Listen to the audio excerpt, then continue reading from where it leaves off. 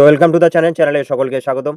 তো এই ভিডিওতে আমরা দেখে নেব ডাব্লিউবিপি কনস্টেবল 2026 মেরিট লিস্টের আপডেট থেকে শুরু করে চাকরি যোগ দেওয়ার পর তোমার প্রথম মাসের বেতন, বেসিক ডিএ, এইচআরএ, ঠিক আছে, এবং কাট আপ কত যাবে, সম্ভাব্য কাট আপও আমরা এই ভিডিওতে দেখে নেব। তো দেখো বর্তমান পরিস্থিতি, মেরিট লিস্ট প্রকাশে কেন দেরি হচ্ছে। দেখো, কোর্ট কেস হয়েছে, হিয়ারিং হচ্ছে, আর এটা দ্রুত কিন্তু নিষ্পত্তিও হয়ে যাবে। দেখো, এই কেসগুলো কিন্তু সাধারণ কেস, 2019-এও কিন্তু এমন কেস হয়েছিল যা সহজে মিটে যায় কিন্তু। তো ফাইনাল লিস্ট এগুলো পেরোলেই ফাইনাল লিস্ট আমরা দেখতে পাবো, ঠিক আছে। এবার দেখো, ভোটের ডিউটি এবং কয়েকটি সামান্য কেসের কারণে ফাইনাল মেরিট লিস্ট কিন্তু বিলম্ব হচ্ছে। ইলেকশন রয়েছে সামনে।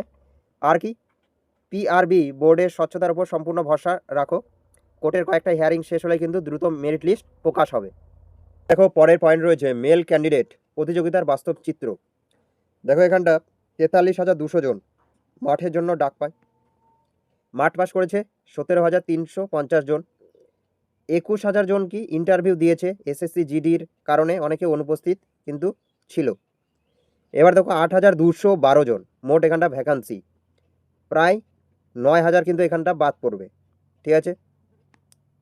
এবার ফিমেল ক্যান্ডিডেট যদি দেখি, এখানটা কিন্তু সুবর্ণ সুযোগ রয়েছে। কী জন্য? দেখো, মাঠের জন্য ডাক 16,950 জন মাঠ পাস করে ইন্টারভিউ দিয়েছে, তাদের প্রায় প্রত্যেকেরই চাকরি পাওয়ার প্রবল কিন্তু সম্ভাবনা রয়েছে। মাত্র 400 জনের মতো কিন্তু ক্যান্ডিডেট বাদ যাবে। 3,537 জন মোট ভ্যাকেন্সি, মাঠ পাস করেছে কত? 4,000 জন, ঠিক আছে। তো অত্যন্ত এটা কমই ধরা যায়। তো 400 জনের মতো এখানটা বাদ যেতে পারে। তো এবার দেখো, এখানে দেখে নেবো কাট আপ কীভাবে তৈরি হবে, নম্বরের বিন্যাস, ঠিক আছে। তো এখানে দেখো, 70+ মানে 70 নম্বর, 70-এর ওপরে 82 জন পাবে, 65-র ওপরে 410 জন, 60-এর ওপরে নাম্বার 1,550 জন, 55-র ওপরে নাম্বার কতজন পাবে এখানটা? 3,688 জন, 50 ওপরে 50+ নম্বর 6,743 জন, আর 48-এর ওপরে কাট আপ সেটা হচ্ছে 3,000 জন পাবে।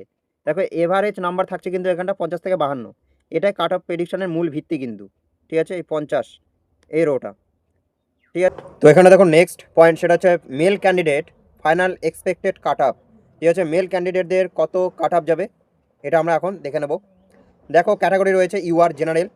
তো 75% চান্স রয়েছে যাদের স্কোর 58 থেকে 59 রয়েছে। 85% চান্স যাদের 60+ রয়েছে স্কোর। 100% সেফ জোনে রয়েছে 61 থেকে 63 বা 62+ যাদের রয়েছে। এবার ওবিসি বি যদি দেখি, এখানে 51+ যাদের রয়েছে তারা 71%, 52+ যাদের রয়েছে তাদের 85% চান্স রয়েছে তাদের, এবং 100% সেফ জোনে রয়েছে যাদের 53 বা 53+ রয়েছে যাদের স্কোর। নেক্সট ওবিসি এ, এখানে 51+ যাদের রয়েছে তাদের 71% চান্স রয়েছে, 52+ যাদের রয়েছে তাদের 85% চান্স, 100% সেফ জোনে রয়েছে 54+ যাদের রয়েছে। এসসি যদি দেখে, এখানটা 59 থেকে 50 কাছাকাছি যাদের রয়েছে তাদের 75% চান্স রয়েছে, 85% চান্স যাদের 50+ রয়েছে, 52+ যাদের রয়েছে স্কোর, তারা কিন্তু 100% সেফ জোনে রয়েছে।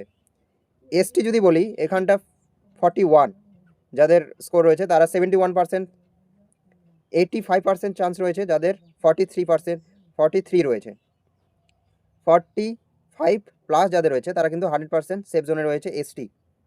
নেক্সট ইডাব্লিউএস যদি দেখি, তো ইডাব্লিউএস এখানে 37 যাদের রয়েছে তারা 71% সেফ জোনে রয়েছে, 39 যাদের রয়েছে 80% চান্স রয়েছে তাদের, 100% সেফ জোনে রয়েছে যাদের 41+ রয়েছে, ঠিক আছে। তো ইডাব্লিউএস এর কাট আপ কিন্তু এর নিচে নামতে পারে, কিন্তু ওপরে কিন্তু যাবে না ইডাব্লিউএস এর ক্ষেত্রে এটা। তো সেটা হচ্ছে female candidate final expected cut up. Female ক্যান্ডিডেটদের যেহেতু 400 জন বাদ যাবে, তাই কাট আপের মধ্যে থাকার কিন্তু সম্ভাবনা বেশি রয়েছে কাট আপ, ঠিক আছে। তো এখানে দেখে নেবো এবার চার্ট। দেখো, এখানটা সেটা হচ্ছে category UR expected cut off 46 থেকে 48, ওবিসি বি 39, ঠিক আছে, ওবিসি এ 36.75 সামথিং যেতে পারে, এসসি হচ্ছে 38.25, এসটি 39 প্লাস এখানটা থাকবে, ঠিক আছে। আর ইডাব্লিউএস 23-এর বেশি কোনোভাবে যাবে না, হায়েস্ট হলে 24-25, ঠিক আছে ইডাব্লিউএসদের ক্ষেত্রে। 23 এটা যেতে পারে। তো এটা গেল ফিমেল ক্যান্ডিডেটদের এক্সপেক্টেড কাট অফ। দেখো এবার সাফল্যের পর তোমার প্রাপ্ত সম্মান, বেতন, স্যালারি স্ট্রাকচার কি হবে। তুমি মাঠ পাস করেছো, ইন্টারভিউ দিয়েছো, কাট অফ কিন্তু পার করলেই তোমার জন্য অপেক্ষা করছে একটা সম্মানজনক কেরিয়ার কিন্তু, ঠিক আছে। এবার একদম ডিটেলসে বুঝে নাও তোমার salary structure, basic, DA, HRA, সব অ্যালায়েন্স, ঠিক আছে। নতুন কী কী অ্যাড হয়েছে সব কিছু এখানে দেখতে পাবে। দেখো বেসিক স্ট্রাকচার যদি দেখি শুরুতে, সেটা হচ্ছে পে লেভেল 6, ঠিক আছে। তো পে স্কেল কি 22,700 থেকে 58,500 পর্যন্ত রয়েছে এটা অ্যালাউন্স। মনে রাখবেন এই বেসিক পের ওপরে সমস্ত অ্যালাউন্স বা ভাতা যোগ হয়ে তোমার কিন্তু ফাইনাল স্যালারি তৈরি হয়। তো বেসিক পে কত, সেটা হচ্ছে 22,700, ঠিক আছে। এবার দেখি salary calculation. Basic pay 22,700, grade pay 2,600। অনেকে ভুল করে একে জিএসপি বলে, কিন্তু সরকারি ভাষায় এর নাম হচ্ছে গ্রেড পে, ঠিক আছে। 2,600 যে পেটা দিয়ে থাকে। তো টোটাল কত, 25,300 অ্যাপ্রক্স বেস, এটা কিন্তু ভ্যালু একটা, ঠিক আছে। তো এখানে দেখো অন্যান্য ভাতাসমূহ অ্যালাউন্সেস যেগুলো রয়েছে, ডিএ, ঠিক আছে, ডিয়ারনেস অ্যালাউন্স, এখানটা 14 থেকে 18%, সময় অনুযায়ী কিন্তু এটা বাড়ে, আনুমানিক 3 থেকে 4,000 এখানটা। ডিএ ইনফ্লেশন অনুযায়ী বাড়তে থাকে, এটাই ফিউচার কিন্তু স্যালারি বাড়ায়, কিন্তু ফিউচারে তোমার যে স্যালারিটা বাড়বে সেটা এটার উপরে ভিত্তি করে কিন্তু ডিএ, ঠিক আছে। যেটা 14 থেকে 18% এটা আছে এখন, কিন্তু সময়ের সাথে সাথে এটা বাড়বে। নেক্সট সেটা হচ্ছে মেডিকেল অ্যালাউন্স, সেটা হচ্ছে 500 টাকা, এটা কিন্তু ফিক্স। আর যদি দেখি সেটা হচ্ছে আদার অ্যালাউন্স রয়েছে, সেটা হচ্ছে টিএ, ইউনিফর্ম, সেটা হচ্ছে 1,000 টাকা থেকে 2,000 টাকা এখানটা দিয়ে থাকে, ঠিক আছে। নেক্সট এইচআরএ অর্থাৎ হাউস রেন্ট অ্যালাউন্স, বেসিকের 12%, শহর অনুযায়ী কিন্তু এটা ভ্যারি করে, ঠিক আছে। যদি বড় শহর হয়, ভালো শহর হয়, সেখানটা এটা কিন্তু বাড়বে, 12 থেকে 14-15% যেতে পারে। আনুমানিক এখানটা 2,500 থেকে 3,000 পাবে, ঠিক আছে। গভর্নমেন্ট কোয়ার্টার না পেলে এটি অত্যন্ত জরুরি, কিন্তু গভর্নমেন্ট কোয়ার্টার না পেলে এটা কিন্তু জরুরি। নেক্সট দেখবো সেটা হচ্ছে টোটাল স্যালারি এবং কাটতি, ঠিক আছে, কত। দেখো গ্রস সব যোগ করলে দাঁড়াচ্ছে কত, 30,000 থেকে, ঠিক আছে, 40,000। এবার দেখো তোমার হাতে কম আসার কারণ কি, কাটবে কোথায়। প্রায় 2 থেকে 4,000 কেটে যায়। পিএফ, একটা প্রভিডেন্ট ফান্ড, এনপিএস, ঠিক আছে, পেনশন, ট্যাক্স, ঠিক আছে, কখনো কখনো ট্যাক্সও কাটে, তো এটাও দেখতে হবে, ট্যাক্স কাটে কখনো। তো ইন হ্যান্ড স্যালারি তাহলে হাতে আসবে তোমার আনুমানিক 30 থেকে 38,000।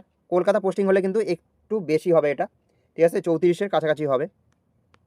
নেক্সট ইম্পর্টেন্ট, বেতনের তারতম্য কেন হয় এটাও দেখে নেব। দেখো সবার ইন হ্যান্ড স্যালারি হুবহু এক হয় না, এটি 3টি প্রধান বিষয়ের উপর নির্ভর করে। সেটা কি কি, একটা হচ্ছে পোস্টিং, ঠিক আছে। তো পোস্টিং এখানটা কলকাতা পোস্টিং হলে এইচআরএ অন্যান্য ভাতার কারণে ইন হ্যান্ড একটু বেশি থাকে। রুরাল এরিয়ায় যদি হয় সেখানটা সামান্য কমে যায় কিন্তু, ঠিক আছে। বড় ডিএ রেট, সরকার যখনই ডিএ ঘোষণা করে বা বাড়ায়, তোমার বেতন সাথে সাথে কিন্তু বেড়ে যাবে, তো এটা একটা।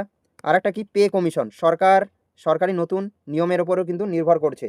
যদি পে কমিশন নেক্সট নিয়ে আসে, সেটা অনুযায়ী কিন্তু তোমার বেতনও আরও বেড়ে যাবে। তো রিয়াল গ্রোথ সবচেয়ে গুরুত্বপূর্ণ কি, দেখো স্যালারি বাড়ে যেভাবে, সেটা হচ্ছে ডিএ ইনক্রিজ হয় প্রতি বছর, অ্যানুয়াল ইনক্রিমেন্ট, প্রমোশন কনস্টেবল থেকে এসআই, ঠিক আছে, এগুলো হলে তোমার সম্ভবত বাড়বেই। 5 থেকে 10 বছর স্যালারি সহজেই 45K মানে 45,000 যেতে পারে, ঠিক আছে। স্টার্টিংয়ে থাকবে 30-38, সেটা 40 5 বছর পর, এবং প্রমোশন হলে সেটা 50-এর কাছাকাছি চলে যাবে। তো ফাইনাল রিয়েলিটি, প্রস্তুতি কিন্তু থামিও না তোমরা। মেরিট লিস্ট বেরোতে সামান্য লেট হলেও গভর্নমেন্ট জবের স্টেবিলিটি, পেনশন, রেসপেক্ট কিন্তু এখানটা বিগেস্ট তোমার এটা বেনিফিট। যতদিন ফাইনাল রেজাল্ট না বেরোচ্ছে, কলকাতা পুলিশের জন্য জোর কদমে পড়াশোনা চালিয়ে যাও। তো এই ছিল কাট আপ নিয়ে একটা ভিডিও, এবং স্যালারি, কিভাবে স্যালারি তোমাদের যোগ হবে, তো এই ভিডিওতে আমি জানিয়ে দিলাম। তো দেখা হচ্ছে নেক্সট ভিডিওতে। আর নতুন হলে চ্যানেলটিকে সাবস্ক্রাইব করে পাশে থেকো। তো থ্যাংক ইউ ফর ওয়াচিং। জয় হিন্দ, জয় ভারত।